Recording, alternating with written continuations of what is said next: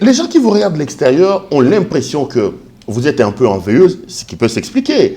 Comment vous analysez la situation plus d'une année après les élections? Parlons de vous justement.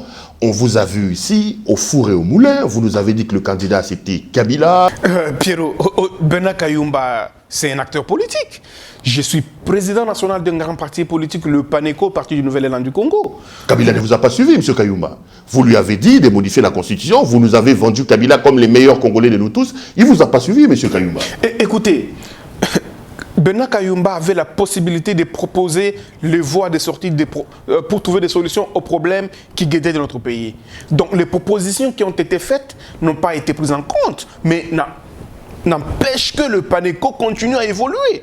On dit qu'après 18 ans, Kabila fait le chaos, Kabila fait de choses, et qu'aujourd'hui, il s'organise derrière cette coalition pour que la justice ne fasse pas le travail, pour se protéger lui et sa famille et ses proches. Pierrot, je considère la coalition FCCH comme un manguier qui porte des fruits.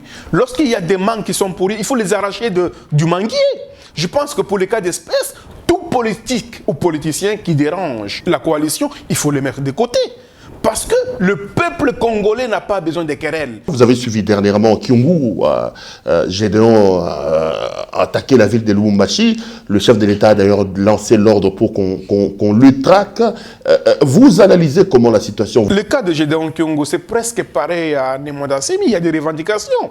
On a connu ici chez nous beaucoup de généraux qui étaient hier des rebelles qui ont été réintégrés dans l'armée sous grade de colonel, sous le grade de généraux, ainsi de suite.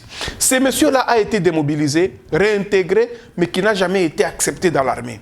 C'est cela peut-être les revendications. Je ne l'applaudis pas. Vous dites que la coalition se portait bien, mais beaucoup se plaignent également qu'une année après, cette coalition montre déjà quelques signes de fatigue, notamment avec le gouvernement. On a l'impression qu'on a des ministres qui ne sont pas à la hauteur. Pour moi, Pierrot, le gouvernement issu de cette coalition, c'était un gouvernement d'essai.